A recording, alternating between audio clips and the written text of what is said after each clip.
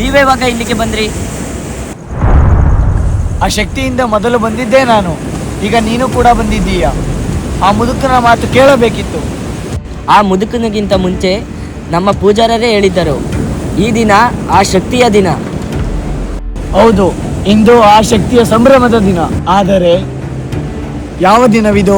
ಪ್ರಭುಗಳೇ ಕ್ಷಮಿಸಿ, ಇಂದು ನಡೆಯಬೇಕಾಗಿದ್ದ ಯಾಗಕ್ಕೆ ಒಂದು ಇಚ್ಛಾಶಕ್ತಿ ಎದುರಾಗಲಿದೆ.